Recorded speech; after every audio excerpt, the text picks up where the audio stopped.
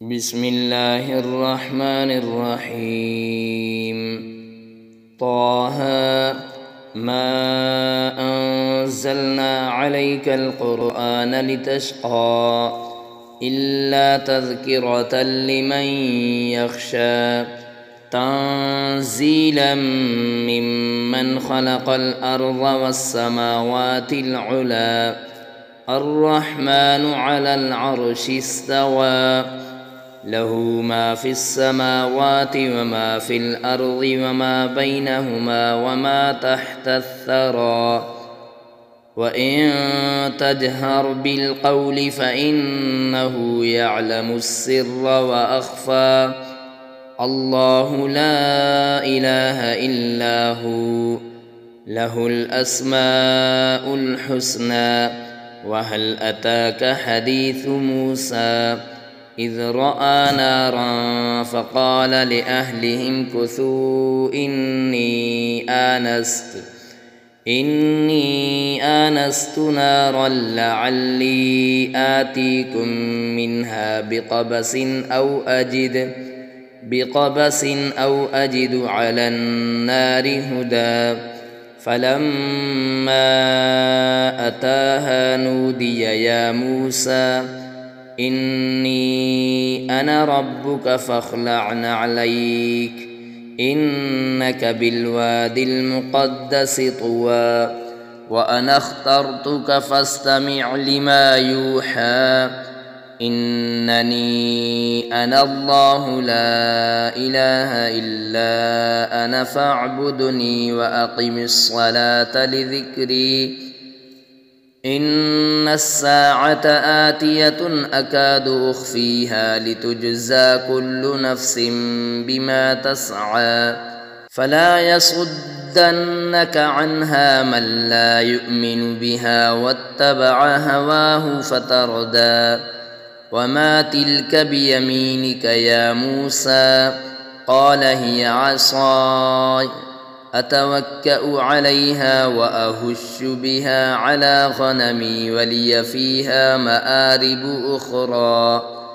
قال ألقها يا موسى فألقاها فإذا هي حية تسعى قال خذها ولا تخف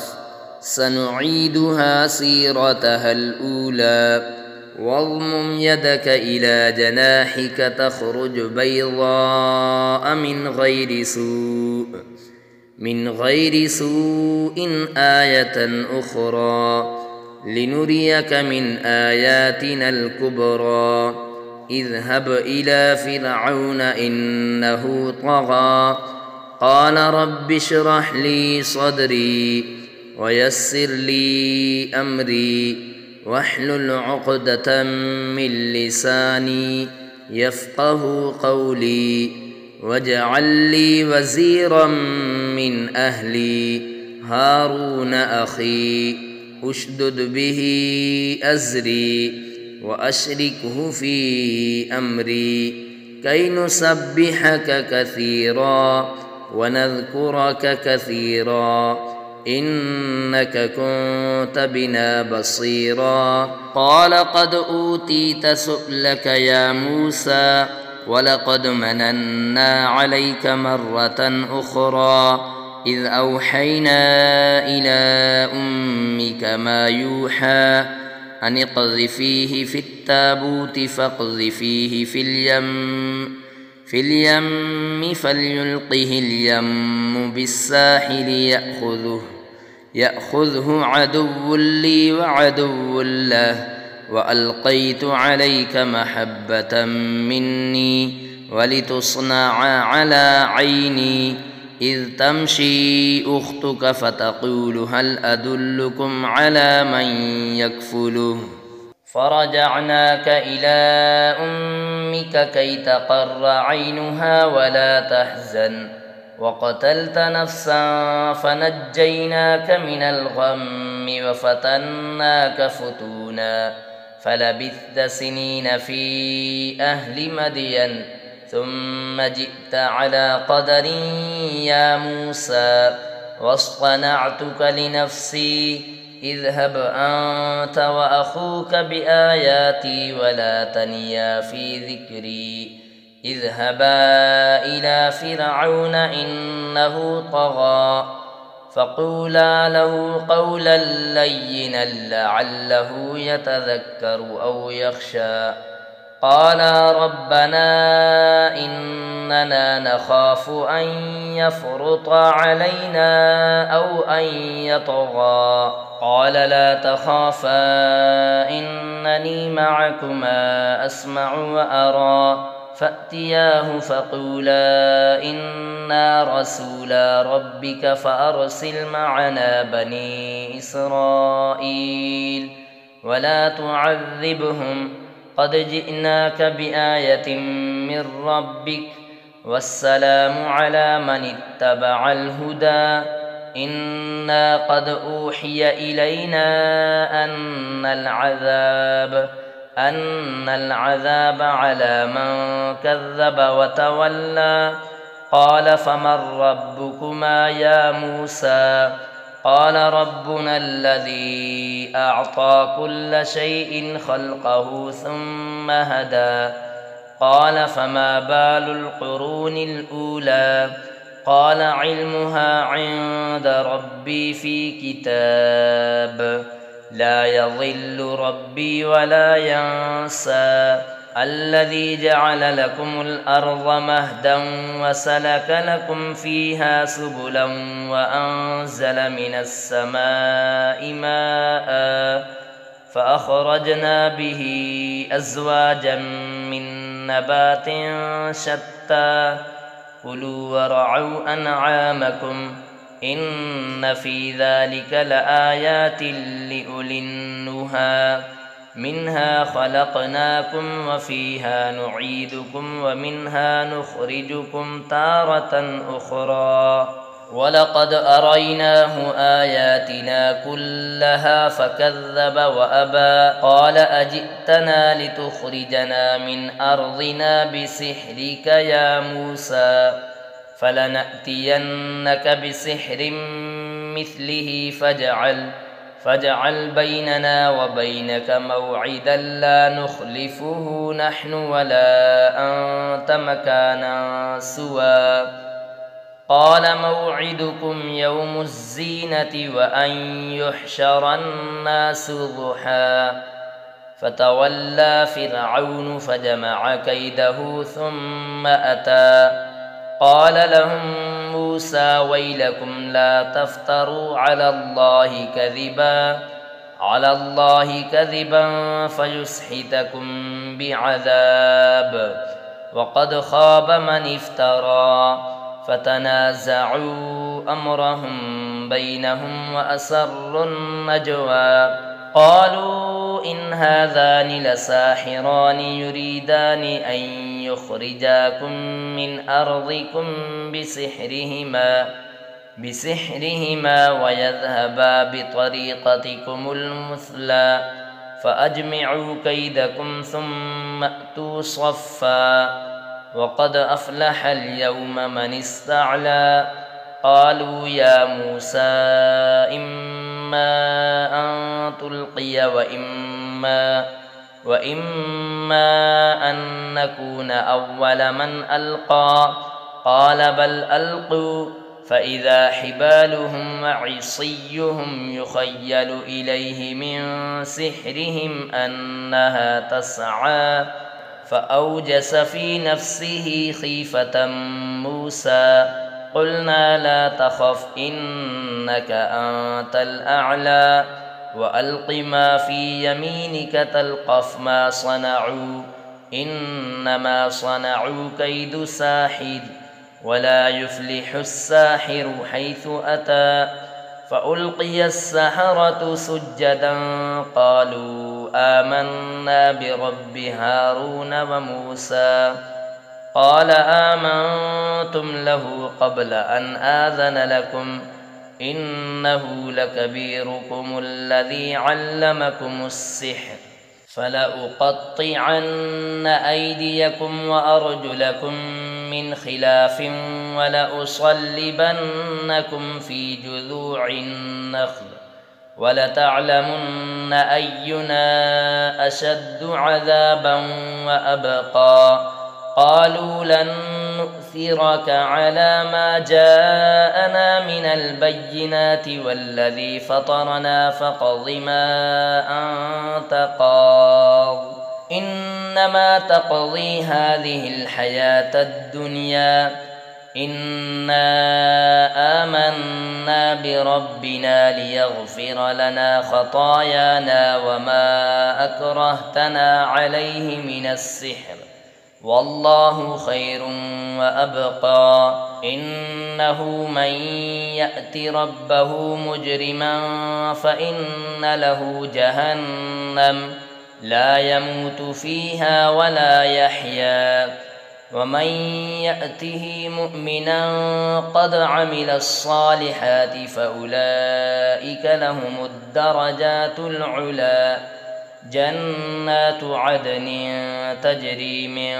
تحتها الأنهار خالدين فيها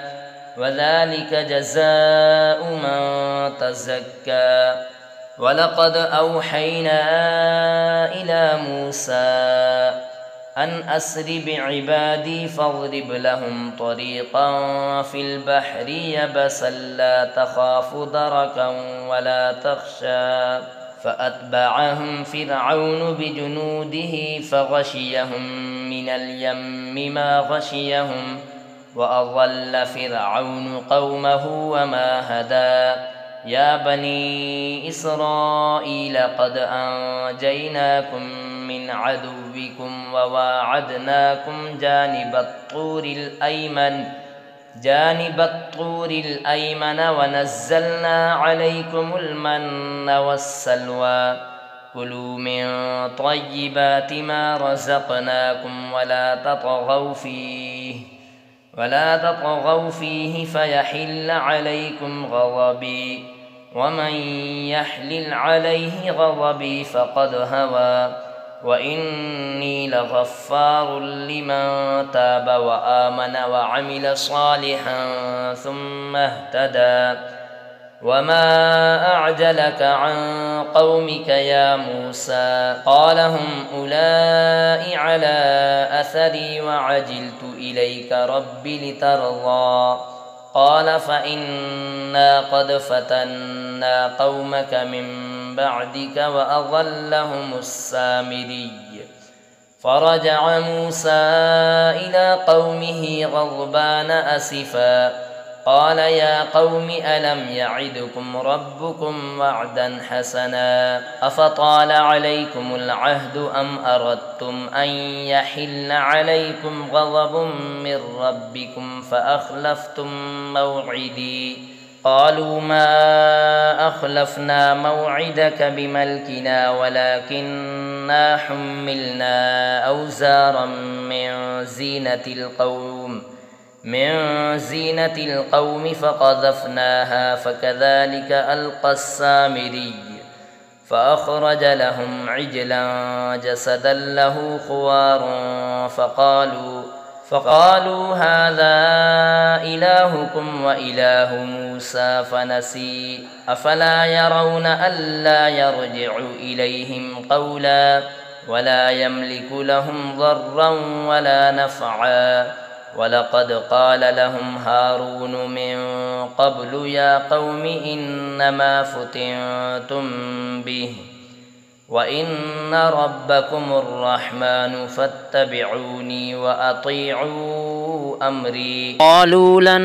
نبرح عليه عاكفين حتى يرجع إلينا موسى قال يا هارون ما منعك إذ رأيتهم ضلوا ألا تتبعن أفعصيت أمري قال يا ابن أم لا تأخذ بلحيتي ولا برأسي إني خشيت أن تقول فرقت بين بني إسرائيل ولم ترقب قولي قال فما خطبك يا سامري قال بصرت بما لم يبصروا به فقبضت قبضة من أثر الرسول فنبذتها وكذلك سولت لي نفسي. قال فاذهب فإن لك في الحياة أن تقول لا مساس وإن لك موعدا لن تخلفه وانظر إلى إلهك الذي ظلت عليه عاكفا لنحرقنه ثم لننسفنه في اليم نسفا. إنما إلهكم الله الذي لا إله إلا هو وسع كل شيء علما. كذلك نقص عليك من أنباء ما قد سبق وقد آتيناك من لدنا ذكرا. من أعرض عنه فإنه يحمل يوم القيامة وزرا خالدين فيه وساء لهم يوم القيامة حملا. يوم ينفخ في الصور ونحشر المجرمين يومئذ زرقا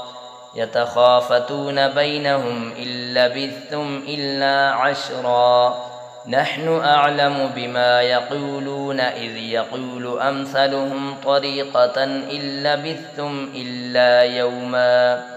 ويسألونك عن الجبال فقل ينسفها ربي نسفا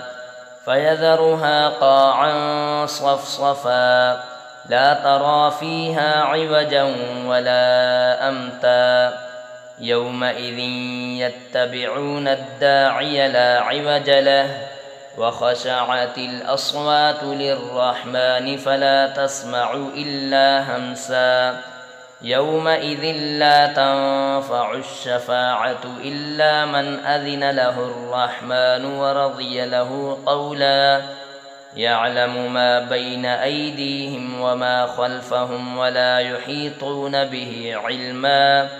وعنت الوجوه للحي القيوم وقد خاب من حمل ظلما. ومن يعمل من الصالحات وهو مؤمن فلا يخاف ظلما ولا هضما. وكذلك أنزلناه قرآنا عربيا وصرفنا فيه من الوعيد لعلهم يتقون أو يحدث لهم ذكرا. فتعالى الله الملك الحق ولا تعجل بالقرآن من قبل أن يقضى إليك وحيه وقل رب زدني علما. ولقد عهدنا إلى آدم من قبل فنسي ولم نجد له عزما. وإذ قلنا للملائكة اسجدوا لآدم فسجدوا إلا إبليس أبى فقلنا يا آدم إن هذا عدو لك ولزوجك فلا يخرجنكما من الجنة فتشقى. إن لك ألا تجوع فيها ولا تعرى وأنك لا تظمأ فيها ولا تضحى. فوسوس إليه الشيطان قال يا آدم هل أدلك على شجرة الخلد وملك لا يبلى. فأكلا منها فبدت لهما سوآتهما وطفقا يخصفان عليهما من ورق الجنة. وعصى آدم ربه فغوى ثم اجتباه ربه فتاب عليه وهدى. قال اهبطا منها جميعا بعضكم لبعض عدو فإما يأتينكم مني هدى فمن اتبع هداي فلا يضل ولا يشقى ومن أعرض عن ذكري فإن له معيشة ضنكا ونحشره يوم القيامة أعمى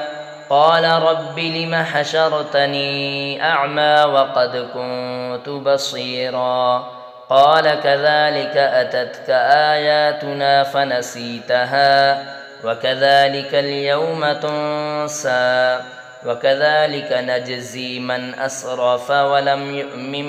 بآيات ربه ولعذاب الآخرة أشد وأبقى أفلم يهد لهم كم أهلكنا قبلهم من القرون يمشون في مساكنهم إن في ذلك لآيات لأولي النهى ولولا كلمة سبقت من ربك لكان لزاما وأجل مسمى فاصبر على ما يقولون وسبح بحمد ربك قبل طلوع الشمس وقبل غروبها ومن آناء الليل فسبح وأطراف النهار لعلك ترضى ولا تمدن عينيك إلى ما متعنا به أزواجا منهم زهرة الحياة الدنيا لنفتنهم فيه ورزق ربك خير وأبقى وأمر أهلك بالصلاة واصطبر عليها لا نسألك رزقا نحن نرزقك والعاقبة للتقوى وقالوا لولا يأتينا بآية من ربه أولم تأتهم